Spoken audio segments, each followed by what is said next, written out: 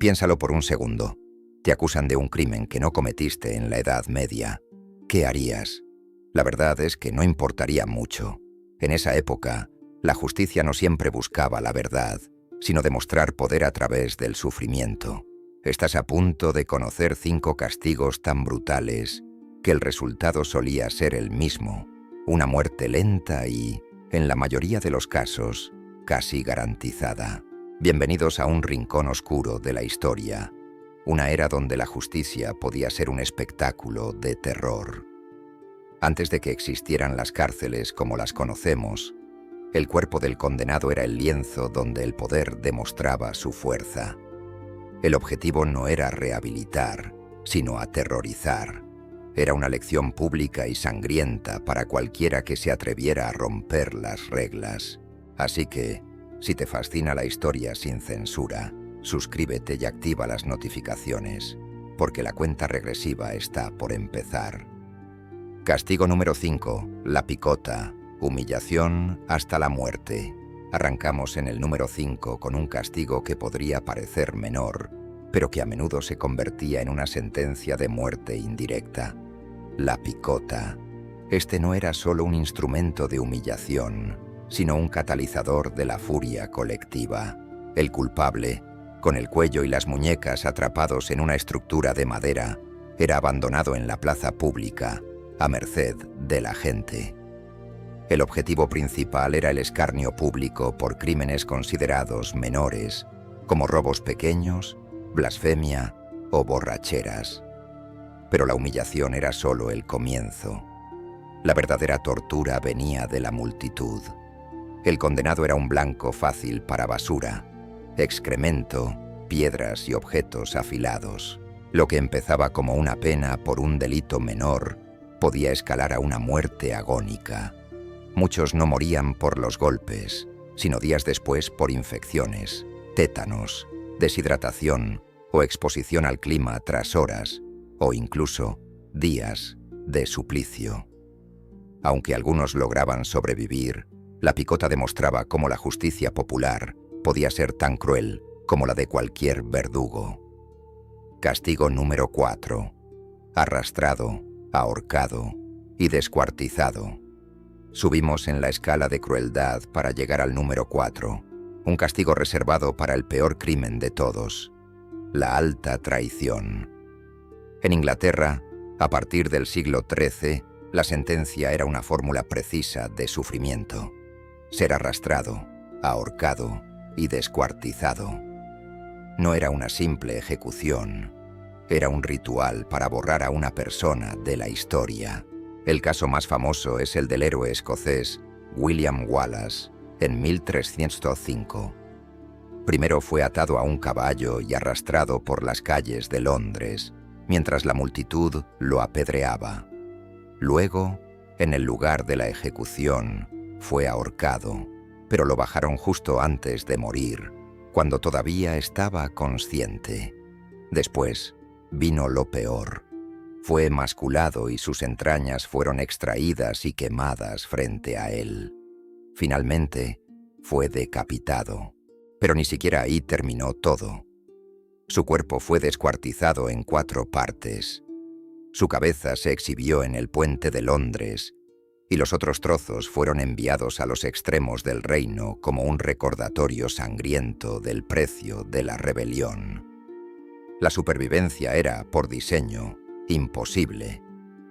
Castigo número 3. La rueda para despedazar. En el número 3, encontramos una máquina infernal diseñada no solo para matar, sino para destruir un cuerpo humano de la forma más metódica posible: la rueda. Popular en el Sacro Imperio Romano Germánico y Francia, se reservaba para los peores criminales. Aunque su uso se perfeccionó después de la Edad Media, sus raíces y aplicación ya eran conocidas en este período. El procedimiento era una obra de crueldad calculada. El condenado era atado a una gran rueda de carro. El verdugo, con una pesada barra de hierro, empezaba a golpear sistemáticamente cada hueso, de abajo hacia arriba, asegurándose de no dar un golpe mortal prematuro. Los testimonios describen al condenado como una masa de carne y huesos rotos que seguía consciente. Una vez que el cuerpo estaba completamente destrozado, los miembros se entrelazaban entre los radios de la rueda. Finalmente, la rueda era izada en lo alto de un poste, dejando al condenado expuesto. Allí moría lentamente, a lo largo de horas o días, por el shock, la deshidratación o devorado por aves de rapiña. La supervivencia era nula. Castigo número 2. Carne arrancada y huesos rotos. En el número 2 tenemos que hacer una pequeña trampa con el tiempo, porque el ejemplo más aterrador nos lleva justo al final del Renacimiento, en la frontera con la Edad Moderna. Se trata de la ejecución de Peter Stump en Alemania, en 1589. Acusado de ser un hombre lobo y caníbal, su ejecución fue diseñada para ser tan monstruosa como sus supuestos crímenes. Primero fue atado a una rueda.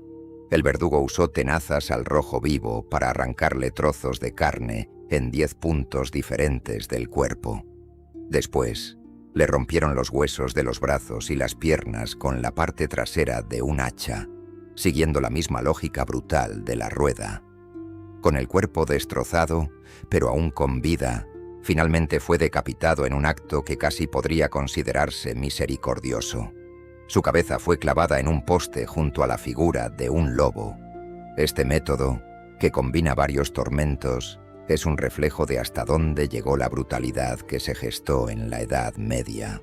Hemos llegado al castigo final. Es el más legendario y debatido de todos. Antes de revelarlo, si este viaje por la historia más oscura te está pareciendo fascinante, asegúrate de darle a me gusta. Ahora sí, prepárate para el número 1. Castigo número 1. El águila de sangre. Y en el número 1, más que un castigo, tenemos una leyenda forjada en el mundo nórdico, el águila de sangre. Este supuesto ritual vikingo es tan brutal que los historiadores todavía debaten si fue real o una invención literaria para exagerar la ferocidad de una venganza. Sea como sea, su descripción es el máximo exponente de la crueldad. Según las sagas, la víctima era colocada boca abajo. El verdugo hacía 2 cortes profundos a lo largo de la columna vertebral, separaba las costillas una a una y las doblaba hacia afuera, creando la imagen de un par de alas ensangrentadas. La parte final, y la más macabra, era supuestamente extraer los pulmones aún funcionando y extenderlos sobre las alas. El movimiento de los pulmones simularía el aleteo de un águila. No existe evidencia arqueológica que lo confirme, pero su leyenda ha sobrevivido 1000 años. Real o no, el águila de sangre representa la idea de la venganza total, un castigo tan terrible que se convierte en un símbolo de aniquilación. Desde la humillación pública en la picota hasta la legendaria brutalidad del águila de sangre, la justicia medieval podía ser despiadada. Era un sistema diseñado no para ser justo, sino para ser temido, un recordatorio del poder absoluto de reyes y señores. Estos castigos no solo quitaban una vida, lo hacían de la forma más pública y dolorosa posible, convirtiendo la muerte en un espectáculo aterrador.